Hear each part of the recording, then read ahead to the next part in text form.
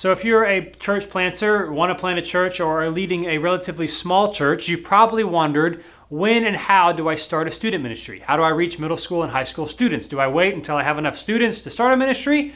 Or do I start a ministry and hope that they come? Well, today on Practical Church Planting, we're going to give you 4 things to consider when starting a student ministry.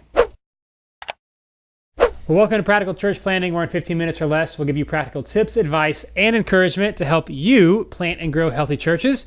My name is Dylan Dotson, and I'm doing the intro today because I am joined not by Brian Androsian, but by Adam Pickard, who's on staff here, who we affectionately call Pastor Pick. Not really. That he hates, and that's why we call him that. Perfect. But today I'm really excited because we're going to share 4 things to consider when starting a student ministry. Adam has started our student ministry at New City Church, and so give us your wisdom. Well, I just have to preface all of this by saying when we were first in the conversation of what a student ministry could look like, I did not see myself leading it. I did some student ministry in college, like assistant youth pastor, assistant to the youth pastor, whatever they wanted to call me. And I enjoyed it, but not enough to, I guess, start it and do it here. But as we got closer to actually starting it and all the discussions and planning, I got really excited about it. And so, yeah, we started about 5 months ago. So we're recording this in May. We started in January. And I think the biggest question, and why this will hopefully be helpful, is we were at a place where we didn't know if we should start it when we have students that are coming and are asking for a student ministry, or start it and just pray that kids show up. And just to be clear, when we say students, we mean middle school and high school, or 6th to 12th grade. So we started it not really knowing what it would look like. Like I said, we didn't have a bunch of students that were coming here every Sunday, and it was like, oh, we need something, to do with them. But we just started it hoping that they would come. And, as we walk through these 4 things, I think it will kind of show the progress of how we started, where we're at today, and what it looks like for us specifically. So we'll just jump right into the first one.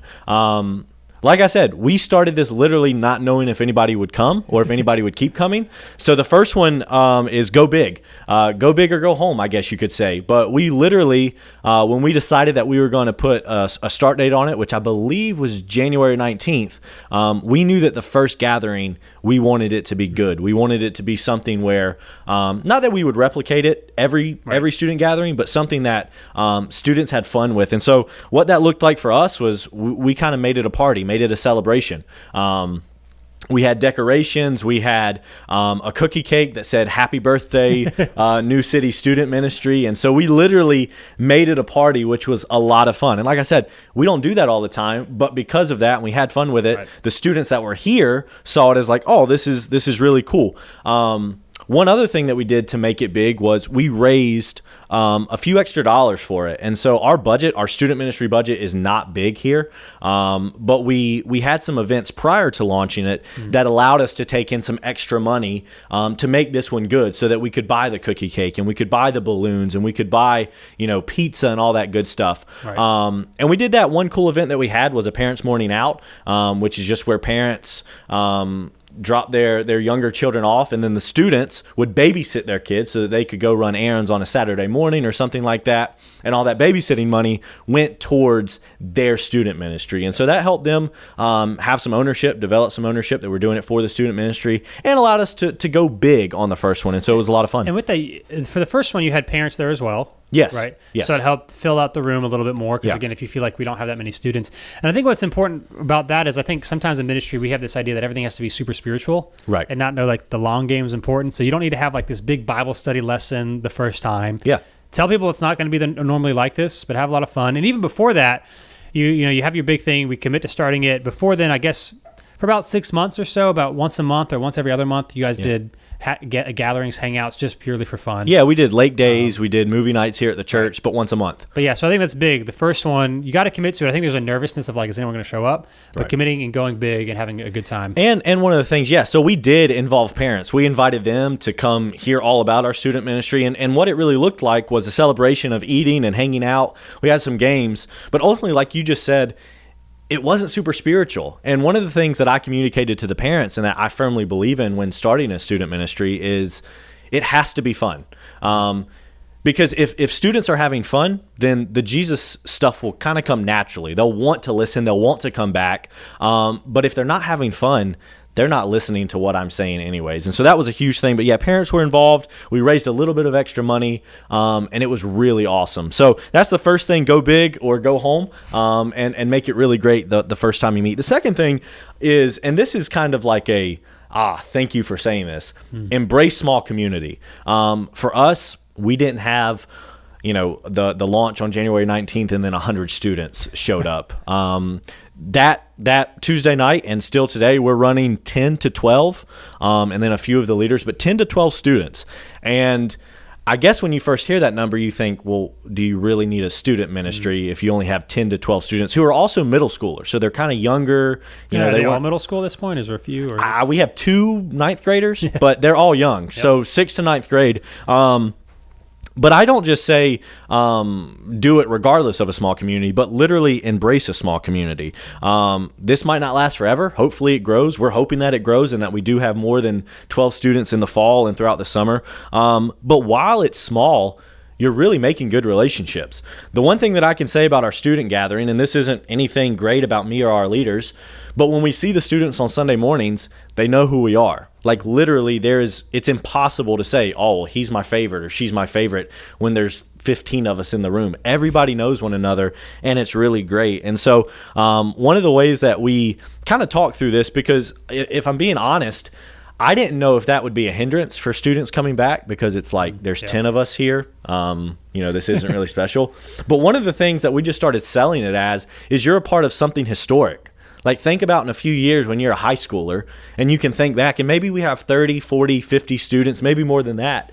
And you can think back to like, man, I remember when there was 10 of us here. Like you're a part of something that is literally laying the foundation. And so embrace the small community. And just with that real quick, I would just say, hope that encourages you, because I think a lot of times we hear churches, like I've shared this before, like you hear a church planter who is like the reluctant church planter, didn't want to do it, and then he plants a church and there's 1,000 people. Yeah. No. Or like they started a student ministry. Like this is real. Like you can do it with a small amount, and it might actually be better in the long run, because if you start big and you don't know what you're doing, it's hard to fix and change course when there's a lot of people. Right. When there's only a few students, it's really easy to try new things and really figure out how you want things to go. Yeah, so we loved the smallness of it right now. Like I said, of course, we want more students to come so that they can meet Jesus and that they can learn and build community. But the smallness is great right now. Like you said too, don't apologize for it. Don't be like, oh, there's only going to be this many. As most of the students, they don't know any different. They're like, sure, but if you make it seem like this is a bad thing, then they're going to internalize it as a bad thing. Yeah, absolutely. Another thing to go with embracing the small community, this is the third thing that I would say, is start slow.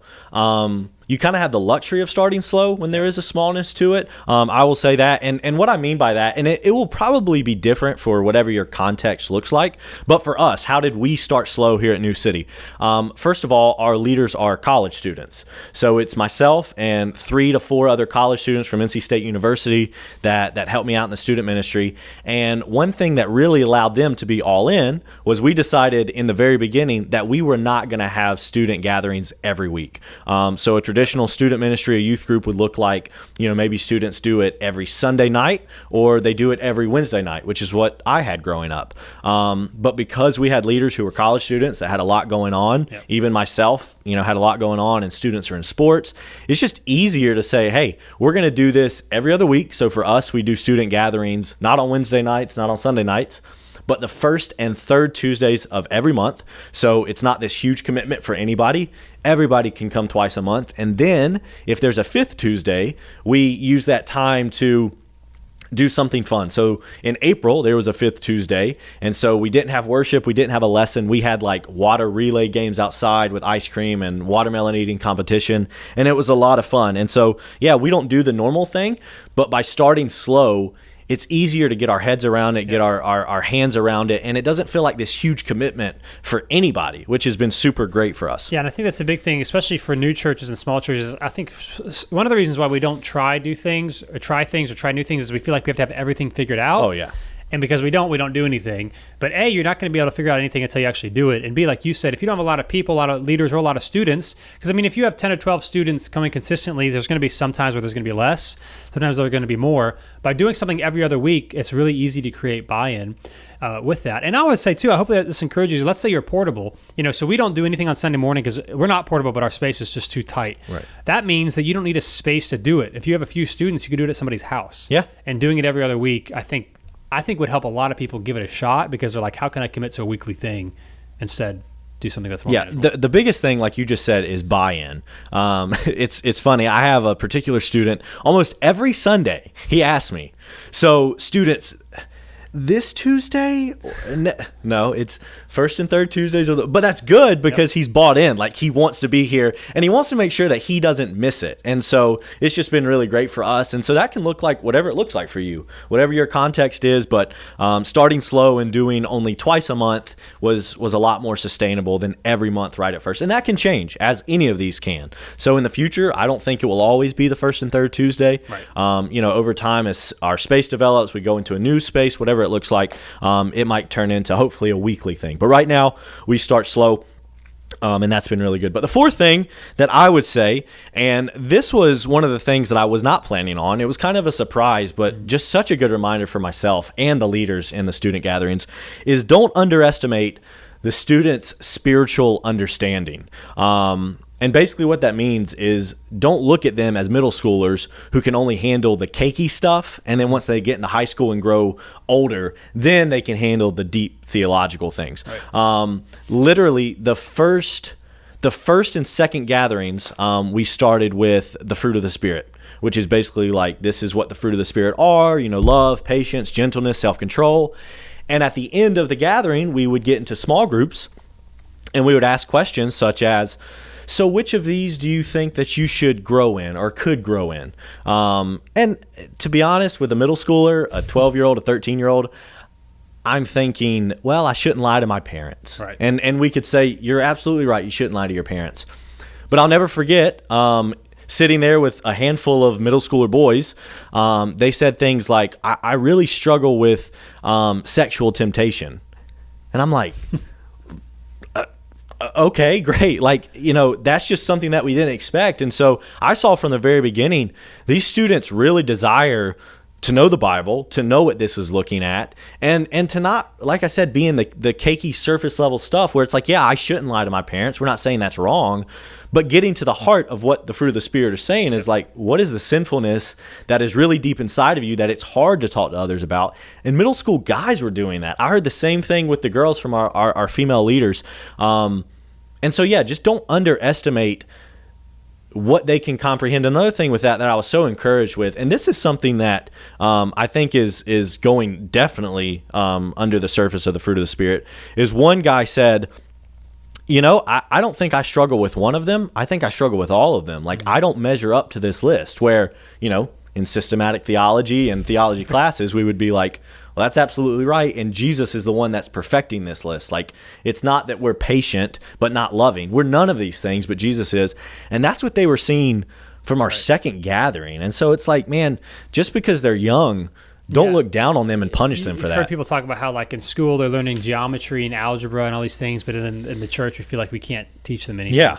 And I think what's important about that is not underestimating the student's spiritual understanding. And I think it's really important, too, if you're listening to this, to make sure you have someone that's actually passionate and wants to do it. Mm-hmm. Like, if you're just starting a student ministry because you want to have one, but if you don't have a leader that wants to do it, it's not going to go very well. Right. And so I would be patient and wait, because what you don't want to have happen is you start it and nobody's excited about it and it doesn't go very well. And I think what's happening for us, again, especially this idea that you're likely going to start a small gathering, you're going to want leaders there that want to be there, or else it's not going to go well. Right. So. And one cool thing for us as we kind of wrap up in this, so our plan starting in January was to take a break in the summer. We were going to go January to, I believe, May. And so we should have ended our student gatherings for the summer this past week, but that hasn't happened. Our leaders love it. Our students love it. I'm really loving it and passionate about it. And so because of that, we're actually going through the summer and not taking a break. And so that's been surprising, but really special to see, like, yeah, people are bought in, even though we're small, even though we don't meet weekly, and even though we don't have the biggest budget. If you have people that are passionate about it, really cool things can happen. And that's just been our story here. So we are meeting throughout the summer. people aren't checking out, and it's really cool, and it'll help us in the long run. And so again, what's important too, if you're like, how do we start this? You can meet in a home. Right. When they started, you can have a few worship songs or have none. They actually did video teaching. Yeah. Now you do it, but you can get curriculum from somewhere. Yep. Right? Really, it's just getting the community to start getting together. Right. Can produce something cool. So again, those are 4 things to consider when starting a student ministry. Go big on the first gathering. Embrace the small community. Start slow and manageable, and don't underestimate the student's spiritual understanding.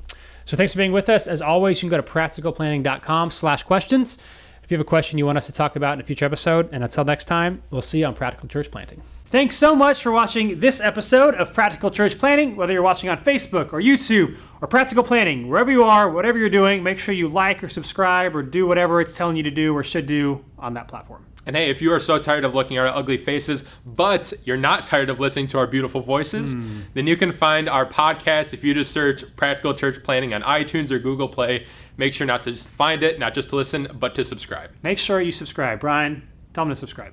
Subscribe. See you next time.